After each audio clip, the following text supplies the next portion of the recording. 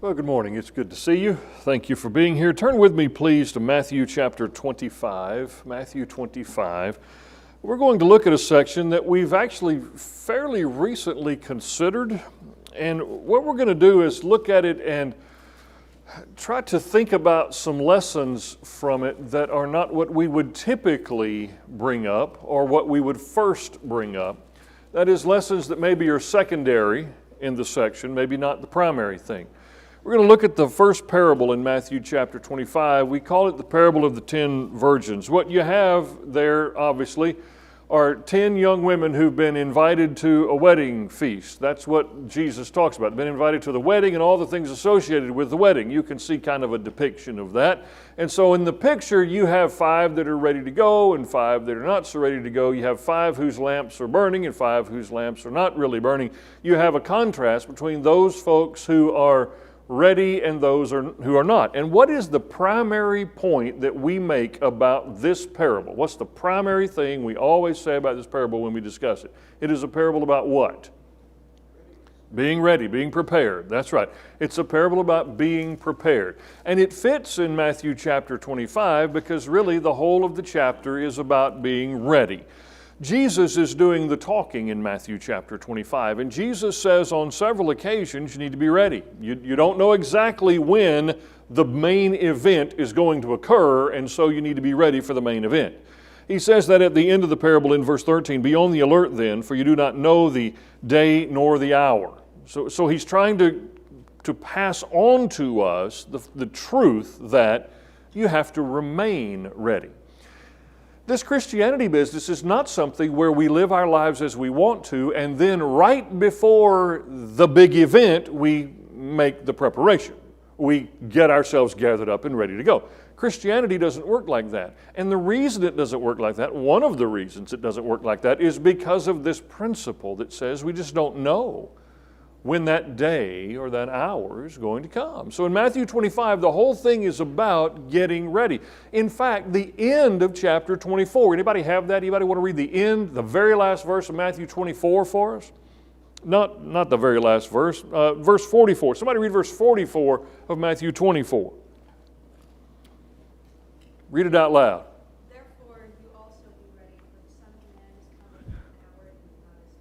Yeah, so Jesus is trying to impart the truth to us. That you're just going to have to be ready and stay ready. And that's Matthew 25. And we've talked about that a lot lately. We've had some really good discussions out of it. But with this first parable, these 10 young women who are going to the wedding, they've been invited to the wedding. It is about being prepared. There's no question. But I want you to talk to me about some of the other lessons we might glean from this. Other things that we could bring out that are, of course, consistent with what's being taught here that are really good lessons for us that we don't often get to. If you have one you want to jump on, that's great. If you don't, I'll start. Yes, sir. Todd would always make the observation, I think, when we look at the parable of five wise and 5 foolish, is that I cannot give you my preparation. Yeah, that's one of the other constants that we discuss is when the 5 who were unprepared realized they were unprepared, they turned to whom? The ones who are prepared. And they said, you need to give us some of what you have. Now, that's a tricky thing because as Christians, we are to share. As Christians, we are to give, right? Is there somebody go like this? We are absolutely supposed to do that. We have to remember that this is Jesus' story. This story belongs to Him. He's telling this story to bring us to a point. He's not denying the truth that we ought to share and give. He's getting to the truth of the parable, which Dr. Bailey brought up, which is there's some things that can't be given, there's some things that can't be shared. And so what happens is the 5 who were prepared, they say, if you look back at verse 9, you're going to have to go buy some for yourselves. The New American Standard says, for yourselves. That is not indicating that the 5 prepared ones were a little bit arrogant and not willing to share what they had.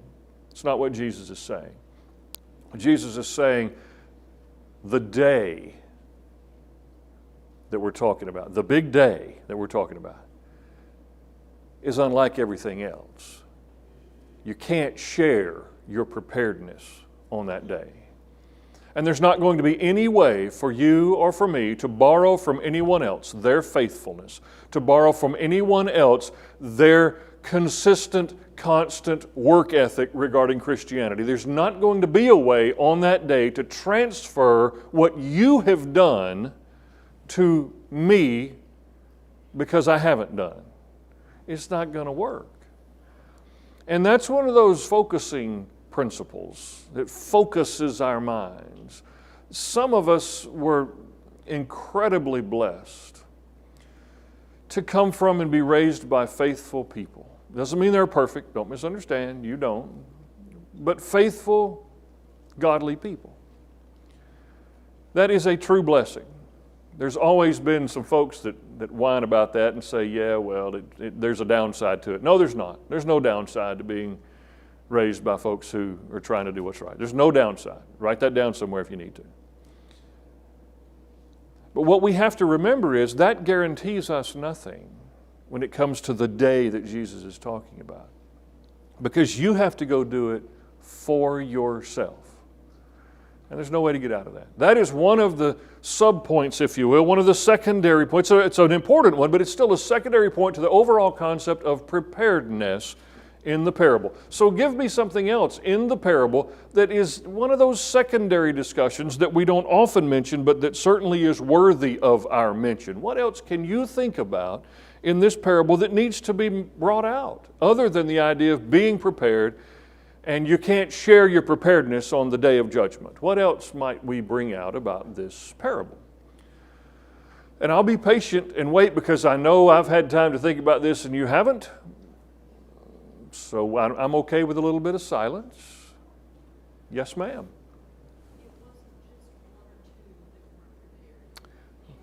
Okay. It wasn't just one or two who wasn't prepared. Half of them were not prepared.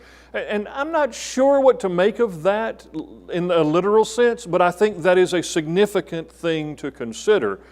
It's not the ratio that we deal with the flood and the ark, is it? It's not close to that. But still, what Jesus is indicating is there are going to be two groups. It kind of takes us back to Matthew chapter 7, where you have the wise man and the foolish man. You have the two groups. And we're always going to be there. We're always going to have the group that is and the group that isn't. And when you look at it like that, it kind of settles in on us that we very clearly want to be in the group that is prepared. That's what we want to do. But nonetheless, it wasn't just one person who was not following the right way and the good example. It was a full half of them. Okay, very good. What else like that comes to your mind? Yes, ma'am. Well, the fact that they're in groups, the ones that were prepared were in a group that probably were helping each other and encouraging each other. The group that wasn't probably was the other way around. And why would you say probably? Why would you look at it and make that point probably like that? Why would you do that? Because that's how life works. Yeah, because that's just plain and obviously how life works. We group ourselves with people who are pursuing the things we're pursuing. And if we're pursuing preparedness, we're going to group ourselves. We're going to put ourselves in the group of people trying to be prepared. Again, not people who are perfect. That's not what he's talking about here. He's talking about the people who are trying to look down the road, see what's coming, be ready for what's coming. That's just what he's saying. And there are some people who are mindful of that, and they're striving in that direction, and we want to be like that, so we tend to group together with folks like that. Others, not really interested in what's coming, not focused on what's coming, or, and we'll get to it, one of the points I have about it, they know what's coming, they just don't really think it's going to happen like that. They just really don't believe it's going to happen like that. And so that's a fantastic point out of this. They more than likely are grouped that way because, well, that's the way we are. Jesus is telling a story. It's his story. And he put them in those two different groups of 5 because that's probably how we tend to do things. What else? Yes, sir. Both groups got the invitation. Okay, that's one of the things that I thought was valuable for us to consider. Both groups starting out are in. Would you agree with that? They're both in. But as the story develops, they split. And there's 5 who thought they were in, but now they're out. And that is a realistic look at this Christianity business. There are times when we have done what we thought we ought to do, when we have done what we knew to do, we have gone as far as we knew to go, and we see ourselves as in. And then we discover more information, and we have to do that, obey that, continue with that, to remain in. I've always found it fascinating how these say in verse 11, Lord, Lord, open up for us. They were invited. Why can't we go in? It's one of those Noah's Ark things again. You know, there were people who were on the fence about getting on the ark. You know, some heard Noah and were like, that sounds kind of crazy, but they didn't get on the ark. And the idea of let me in is in the Old Testament and in the New Testament. But the real focus of that is they thought they were going to be okay, and they weren't okay. They thought it was all going to work out, but it didn't work out. Now, do you think they had the same opportunity to know what the other 5 who were prepared knew? Is it implied that they had the opportunity to be prepared? Most certainly it is. Might it have cost them something to be prepared? What were they needing to bring more of? Oil. Where are you going to get it? Yeah, oil dealer. In fact, they were told, go to the dealers. The New American Standard says that. Go to the dealers and get it. It would have had a cost, both in time, in effort, in money, and also in merely bringing the flask of oil along with you. It may be that the 5 who were prepared took some sort of a hit in the way they were dressed or the bag they were carrying, or somehow as they maneuvered around for the wedding, they were having to carry extra oil. The other 5 didn't have to worry about that. No problem. And so what I want you to think about is those 5 thought they were in. They believed everything was going to work out fine, but they weren't in. It reminds me of Matthew chapter 7 when Jesus is talking and he says, many will say to me on that day, Lord, Lord, we prophesied in your name. We cast out demons in your name. We did a lot of things in your name. We were active. We thought we were in. And it is in that context where Jesus says, I will say to them, depart from me because you didn't do it the way I said to do it. You kind of have that here in this parable just a little bit. Folks who are invited, participating, present, but not fully prepared. Does that kind of make you a little nervous sometimes? Or is it just me? Does it bother you a little bit? That you could receive the invitation, that you could be present, but not be fully prepared when the time comes. That's a significant thing. Sorry. Go ahead, please. The thing here is, and the thing with us, is that the 5 who eventually weren't allowed in, it's not like they didn't want to go to the wedding.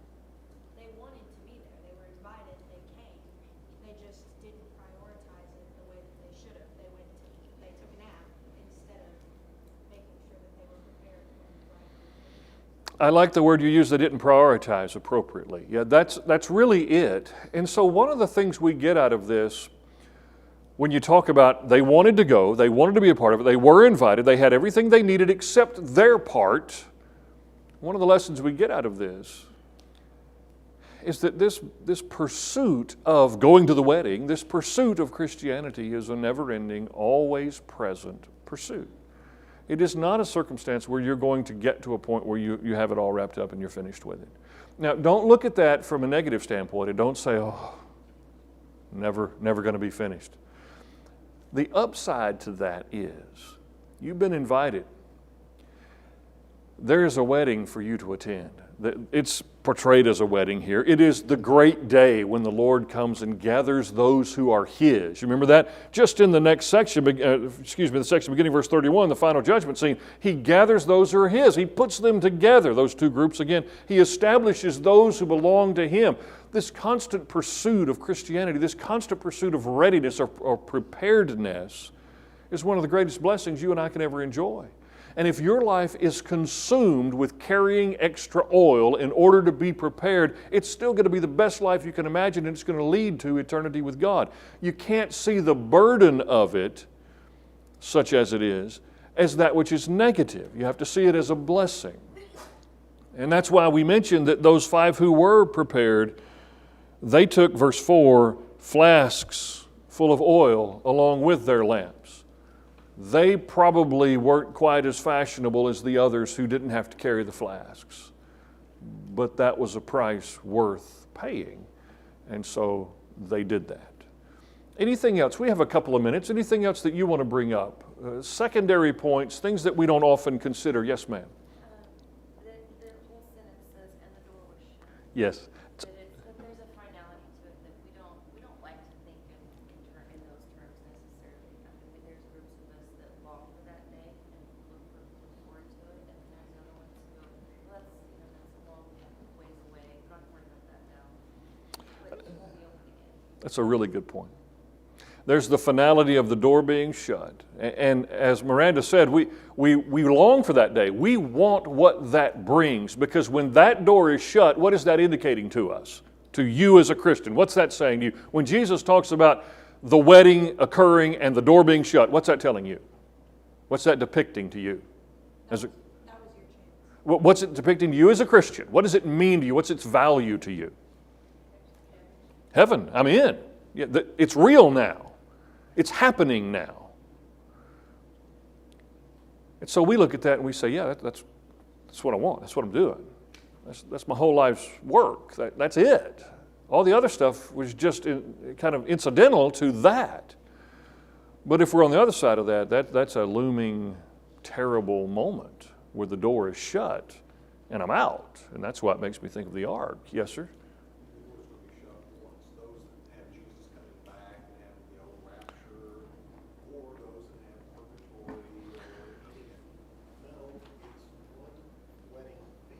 One event that takes place. By the way, you have here in the next story also, you have the main character not appearing until the last. In the first parable of the 10 virgins, the 10 young women who are going to a wedding, the bridegroom comes late. In the second parable, parable of the talents, the master comes back at the end to settle up. There's one master, one bridegroom, and there is one settling up moment. There's one shutting the door moment. And it's really good for us to keep that in mind. It's the thing we are looking forward to. It's the thing we want, because it's the thing that begins eternity in God's presence. It's also the thing that begins eternity without God if we're not prepared. And so we just have to see it that way and be motivated by it. We have 40 some odd seconds. Oh, yes, sir, go ahead. Well, that's the thing, that it's Jesus' story, and so his point is what? Why is the wedding at midnight in the story? Why would you suppose that? What's he trying to illustrate? You don't know. And don't try to figure it out. Do what? Nobody expects it. Don't try to figure that out. You're not going to be able to figure out when it happens. You're not going to know. In fact, if you go back to verse 36 of the previous chapter, Jesus himself says, "But of that day and hour no one knows, not even the angels of heaven, nor the Son, but the Father alone." The wedding's at midnight because it illustrates the fact that you're not going to expect it. It is all designed to teach us, to get ourselves ready. One other final point about this that really kind of jumps out to me. If you compare the parable of the 10 young women who are headed to the wedding, and then you compare the parable of the talents, there's a contrast there. The 5 unprepared virgins, they just took the approach that serving the Lord is easy and we don't have to prepare. That's what Jesus is after, really. They thought it too easy to serve their master, to prepare for the bridegroom. They just thought it wasn't all that big of a deal. Whereas the 1 talent man in the parable of the talents thought it was too hard. Remember that? He said, I know you're a hard one. I know you're hard to satisfy. Perspective can be different from time to time, depending on what we're looking at. That's why Paul talked about God in Romans, and he said, "Behold both the kindness and the severity of God." It's both. He is, in a sense, easy to serve. He is, in a sense, hard to serve. It depends on our perspective of it, what we're trying to accomplish in life. And that burden is on us to maintain a proper perspective. Is it too hard to serve the Lord? It is not. Can it be difficult? Yes, it can. Is there a sense in which it is easy to serve the Lord? Well, hang on. Now think about what we're saying. Is there a sense in which it could be easy to serve the Lord? Okay, would you rather carry His burden? Would you rather carry the weight of serving Jesus or the weight of sin and the guilt of sin around? You see, it's a perspective thing. My burden is easy, Jesus says in Matthew 11. And so we have to maintain perspective properly, and then anything He requires of us is a joy to do. It is a marvelous thing because it's for the King, the bridegroom, the Master, and it ends in eternity with Him. Perspective helps. Thanks for participating. We'll take a little break and then start our Bible class.